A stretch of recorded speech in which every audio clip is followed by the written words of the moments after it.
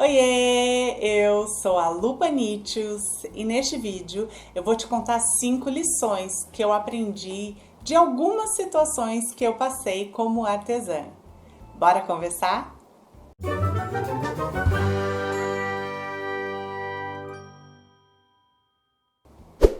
Não tem jeito, assim como em todas as profissões, a artesã também vive algumas situações inusitadas, algumas constrangedoras, alguns perrengues, enfim.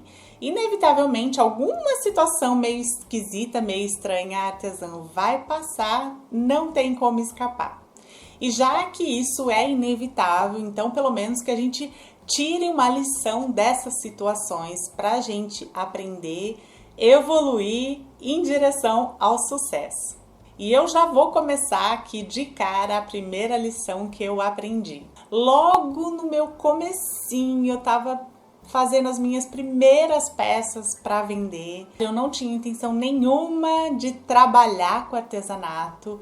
Eu só queria me desfazer de uns tecidos que eu já tinha há muito tempo de sobra da época do curso de corte e costura. Então eu queria produzir algumas peças, talvez vender e conseguir comprar tecidos novos. Eu estava ali ainda muito insegura com o meu trabalho, muito insegura com a qualidade das minhas peças.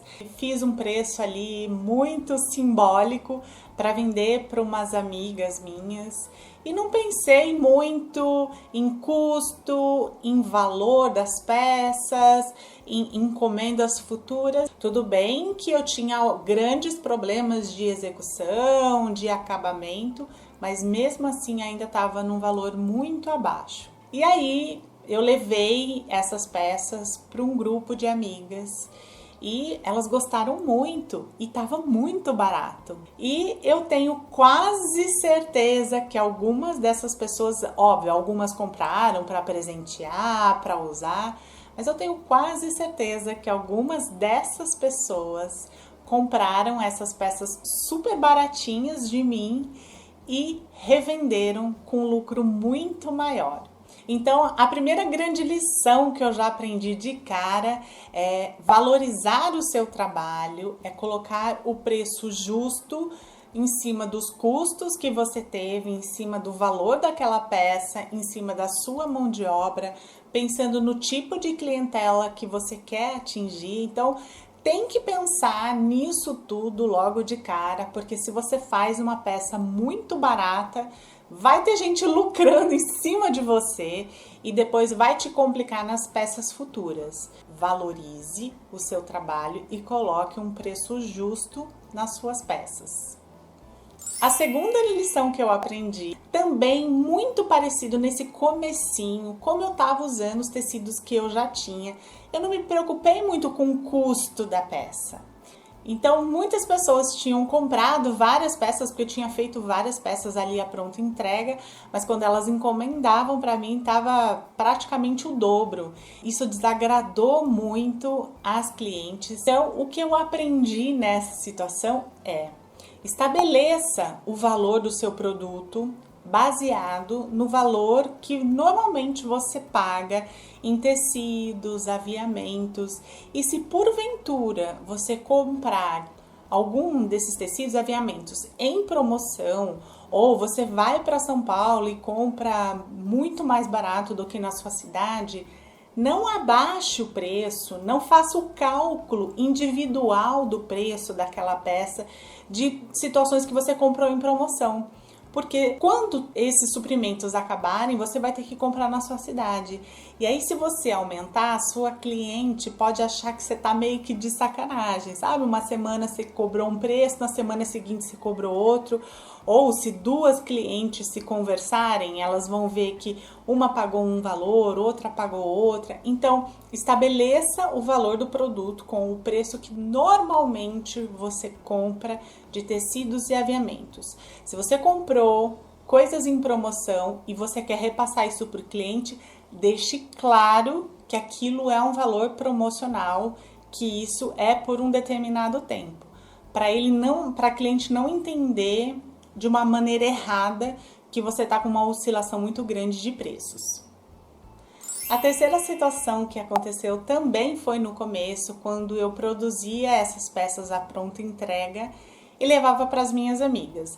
Normalmente eu levava em algum lugar onde tinha ali umas amigas, então na academia, na espera de escolas dos filhos, e aconteceu isso em 2 lugares diferentes, em grupos de pessoas que eu conhecia, não eram assim amigas, mas eram conhecidas, e isso aconteceu 2 vezes. Então não é um lugar que eu levei com pessoas desconhecidas ou pessoas que eu não tinha nenhuma referência.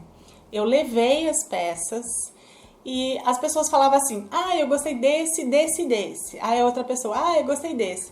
E eu, como quando a gente faz as peças, a gente, né, fica ali em cima, sabe, ali as composições e tudo mais, eu bati o olho, eu sabia quem tinha pegado quais peças e quantas peças. Chegando em casa, né, você fazia as anotações e tudo mais. Em 2 lugares diferentes, eu vi que a pessoa pegou lá 4 peças. E aí na semana seguinte a pessoa vinha e falava assim: Luz, tô vindo pagar as 2 peças que eu peguei.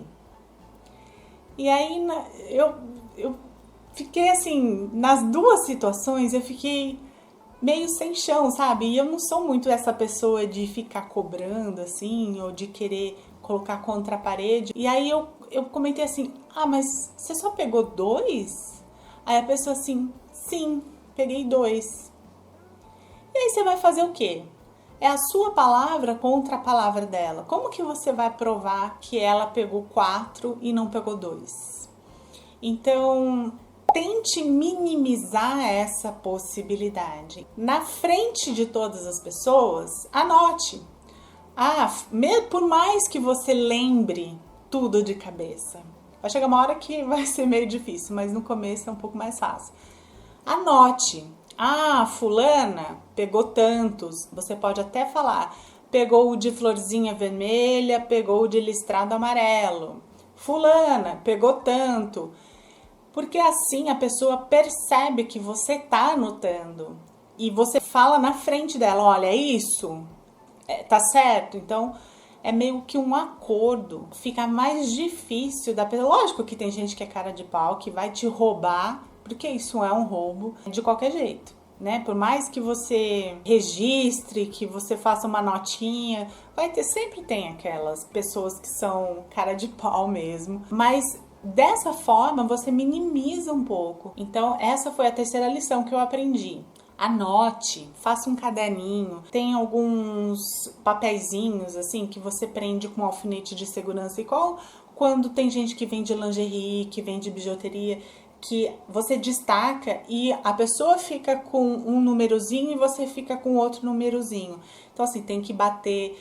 Com isso a pessoa percebe que você tá de olho, que você tá com controle porque chega todo mundo vendo tal, tem as que são mais cara de pau, acham que você não tá olhando, que acham que você não tá no controle.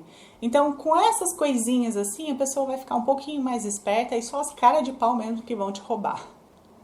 A quarta situação é aquela encruzilhada que a gente fica entre fazer uma peça que é do nosso gosto e uma peça que é do gosto da cliente. Aconteceu uma situação bem inusitada para mim, que eu tive que questionar se eu faria do jeito que eu queria ou do jeito que a cliente queria. Eu já estava trabalhando já há um tempo e era uma pessoa que me achou na internet e que veio fazer a encomenda de uma caderneta de vacinação. E aí, nessa época, eu só trabalhava com encomendas. A pessoa falava que peça que ela queria e aí eu falava quais eram os tecidos que estavam disponíveis. Eu mostrei os tecidos estampados, os tecidos de composê eu não mostrava. Xadrez, poá, listra, liso, porque eu gostava de montar os composês, porque às vezes a cliente ela ficava mais em dúvida dos composês e isso era meio complicado ali na dinâmica ali que você tinha que lidar com isso.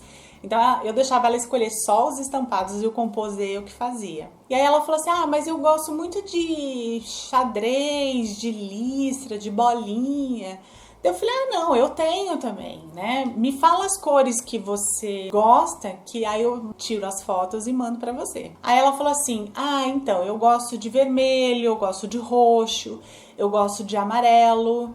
e gosto de marrom. Então eu tirei foto de todos desses tecidos nessas cores que ela tinha me falado. Acho que tinha uns 8 tecidos, mais ou menos. Acho que eu peguei 2 de cada cor e mandei pra ela. Aí ela falou assim: ai, adorei os tecidos. O que eu quero é o seguinte: eu quero que você faça faixas no corpo da caderneta de vacinação. Eu tinha numerado os tecidos. Então ela falou assim: na faixa de cima, eu quero que você use o tecido número 3.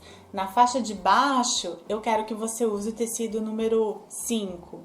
E ela usou todos os tecidos que eu tinha mandado nessa combinação de cores. E eu achei muito estranha essa combinação. E tudo isso misturado e com bola, com listra, com xadrez, eu achei que ia ficar muito assim confuso, muito esquisito.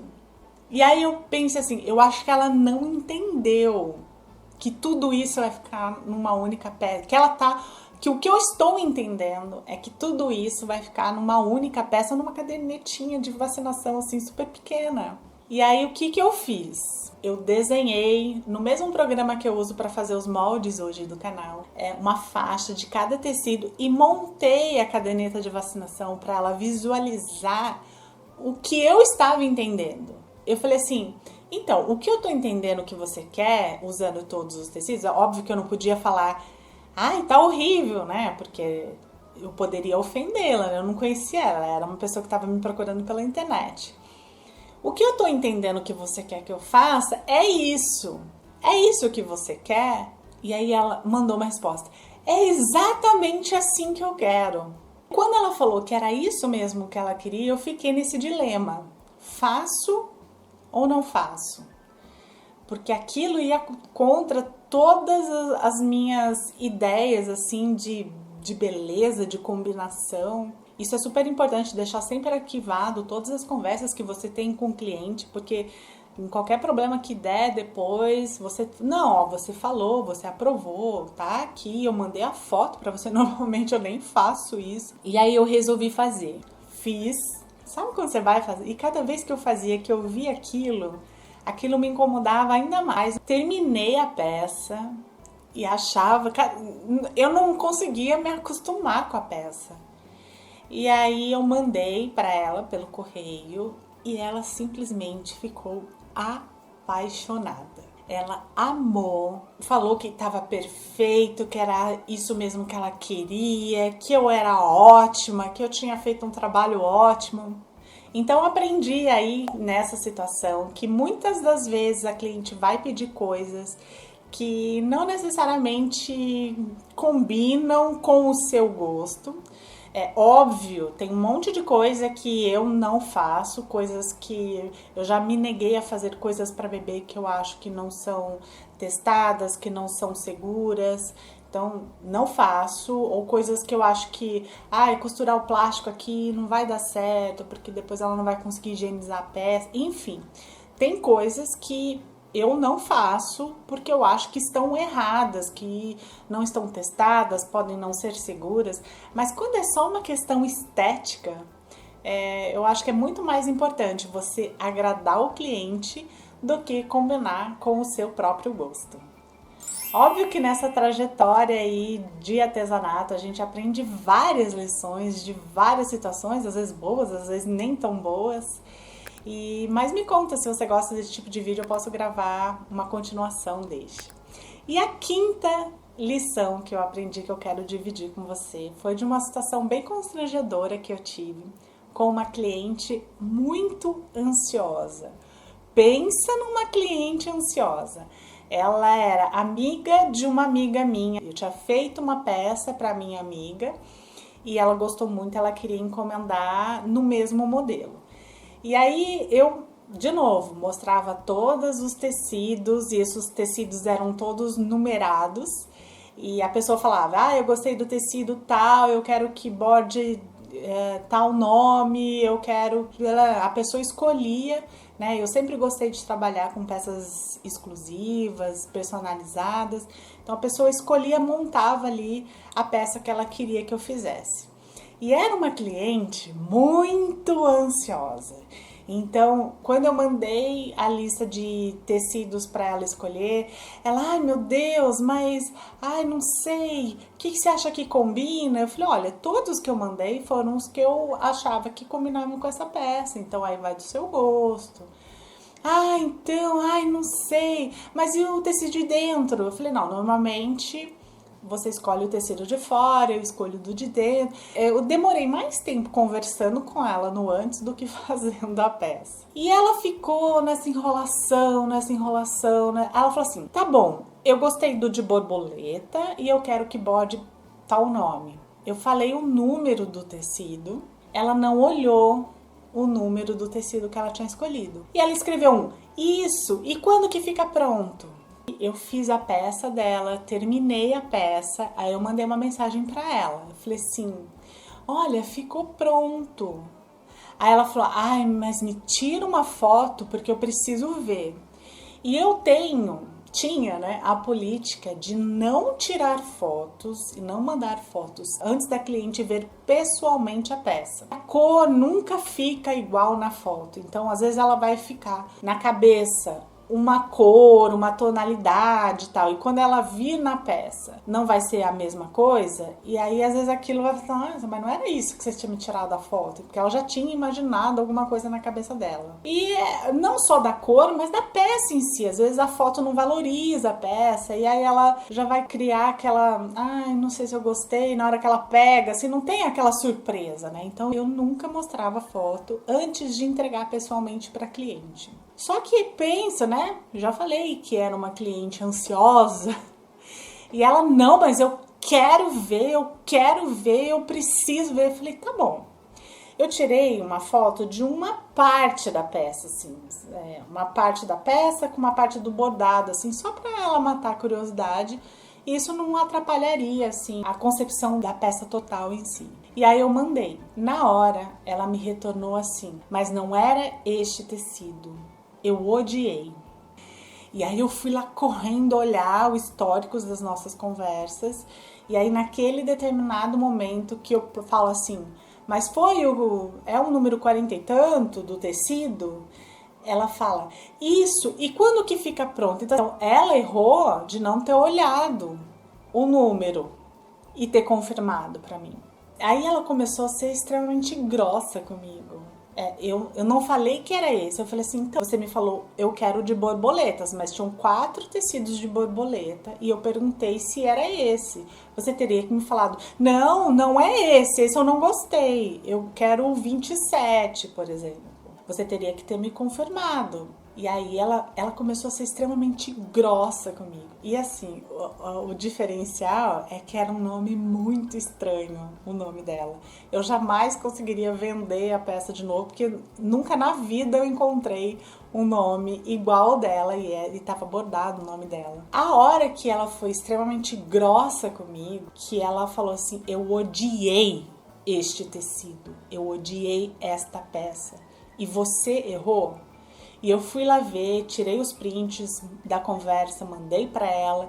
Falou, olha, o equívoco foi aqui. Eu perguntei, era o 43, você falou isso, pra mim tava aprovado. Nesse momento, eu achei que eu tinha que me valorizar, porque se não tinha sido um erro meu, ela que não confirmou o número. Se ela viesse falando assim, ai, Lu, você me desculpa, eu tava tão ansiosa, querendo ver a peça pronta, que eu não parei para olhar o número.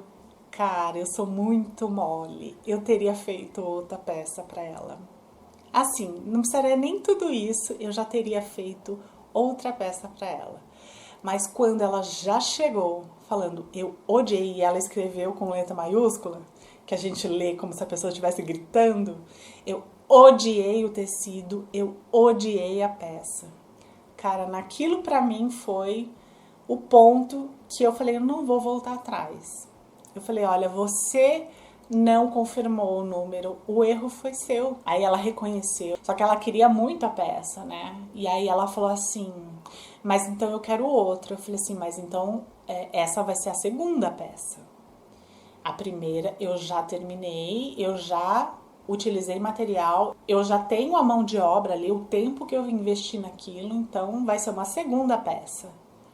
Aí ela teve a desforra de falar assim pra mim: tudo bem, pode fazer a segunda peça, mas a primeira você pode jogar fora que eu não quero.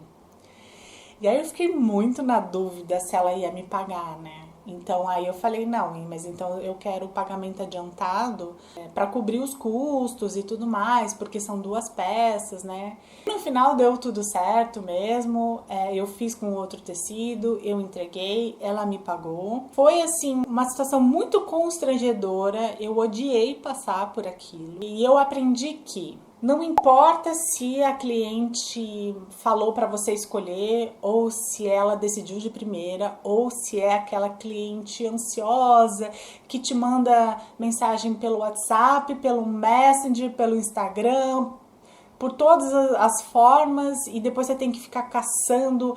Ah, ela quer isso, né? Reúne tudo, fecha essa encomenda. Então, coloca lá, necessaire tamanho X com tecido, número tal, taranã, valor tal, prazo de entrega tal. Fecha o resumo da encomenda e pergunta: você aprova todas as informações que estão contidas neste resumo do seu pedido? Principalmente quando tem mais de um pedido, isso aí é super importante que você faça. E aí pedir para o cliente aprovar um por um, porque isso vai te evitar uma dor de cabeça. Essa minha cliente, ela assumiu o erro dela, mas vai ter cliente que não vai assumir e vai ficar te difamando nas suas redes sociais, na sua cidade, no comércio. Então é super importante fechar o resumo do pedido, para que você não tenha nenhum problema no pós-venda, principalmente com esses clientes aí que são bem caroços, que você tem que ter uma paciência e mesmo assim é bem complicado. Para não ter problema de modelo, de tamanho, de tecido, de prazo de entrega e de valor. Eu te contei as minhas 5 lições que eu aprendi e agora eu quero muito saber a lição que você aprendeu e que situação que você passou para aprender essa lição. Quero muito saber a opinião. Às vezes a gente acha que passou por situações complicadas, mas sempre tem aquelas outras situações que as outras pessoas passaram que são muito mais constrangedoras. Obrigada por assistir, beijocas e até o próximo vídeo.